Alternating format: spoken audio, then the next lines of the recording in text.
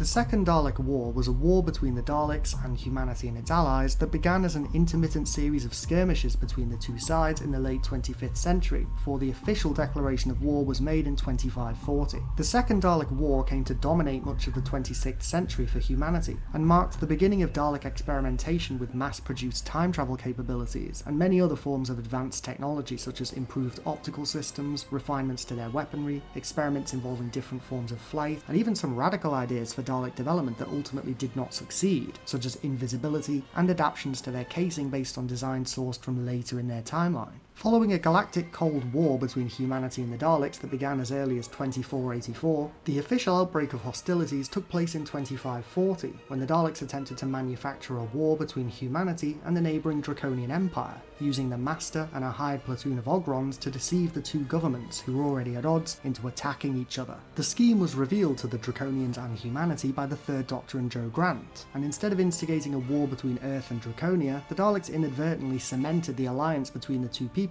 as they now had a common enemy, the Daleks themselves. Emboldened by this new alliance, human and Draconian forces, as well as those of other species allied with humanity like the Silurians and the Alpha Centaurians, pressed the attack against Dalek forces in the Milky Way. Backed into a corner, the Daleks employed several strategies to attempt to tip the balance early in the war. An early attempt to awaken an army of 10,000 Daleks held in suspended animation on Spyridon was stopped by the Third Doctor, Joe Grant and a group of Thals, as well as several Spyridons, which set back the plans of the Dalek Supreme Council considerably. The Daleks turned to even more desperate and apocalyptic strategies, such as using planet-splitter missiles to obliterate enemy worlds instead of conquering them. Dozens of human colonies fell to the Daleks, with many more like Archeon and Red Sky Lost being destroyed outright.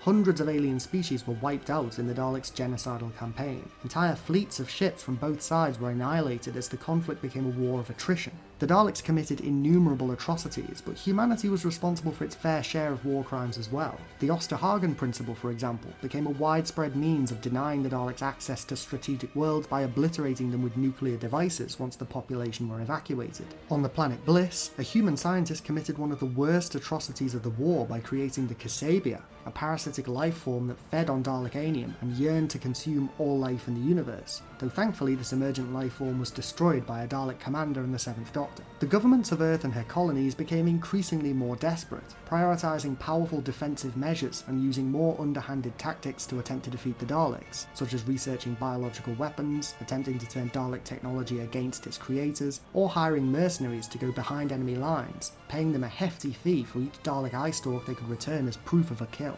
Individuals such as John Bowman and Absalom Dark became legends for their feats of Dalek slaughter, but on the whole morale was low among human forces, particularly since the Draconian Empire began to reduce its anti-Dalek operations, taking advantage of the fact that the Daleks had focused their attention on humanity to enjoy a period of relative prosperity. However, the Dalek conquest of Mazan caused several high-ranking Draconians to worry for the future of their trade routes, causing many to wage private wars against local Dalek forces using their own sector defence fleets. Generally speaking, however, human-Draconian relations worsened as the war went on, with many human fighters expressing bitterness at the Draconian tendency to focus only on the defence of their own borders. Because the war lasted for so long, at least 75 years by most reckonings, it led to the creation of generations of humans who never knew peacetime, referred to as the Dalek generations. Towards the end of the war, the Daleks had managed to push as far into human space as the solar system, and conducted attacks on human colonies on Mars and Venus, and bombed Earth with biogenic weapons. However, this incursion was repelled at the Battle of Mars, and humanity gradually managed to push the Dalek fleet back.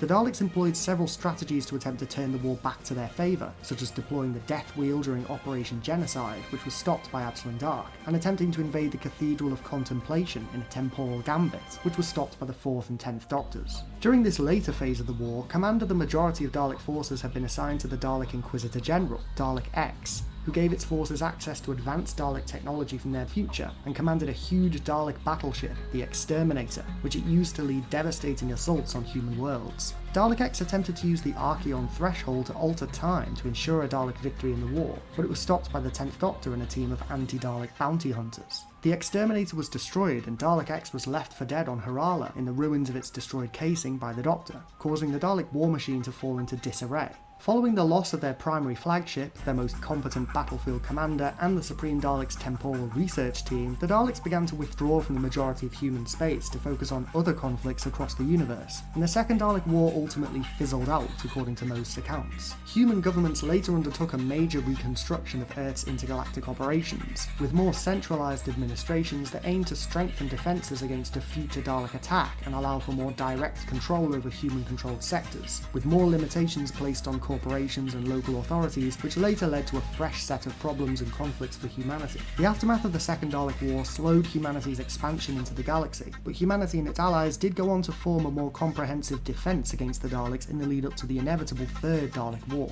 What do you think of the Second Dalek War? Have you seen Frontier in Space and Planet of the Daleks? What other books, audios or comics featuring events of the Second Dalek War do you know about? Do you think we will see any future Doctor Who stories set during the Second Dalek War? Let me know in the comments below. Don't forget to click below to subscribe to Dalek Bumps.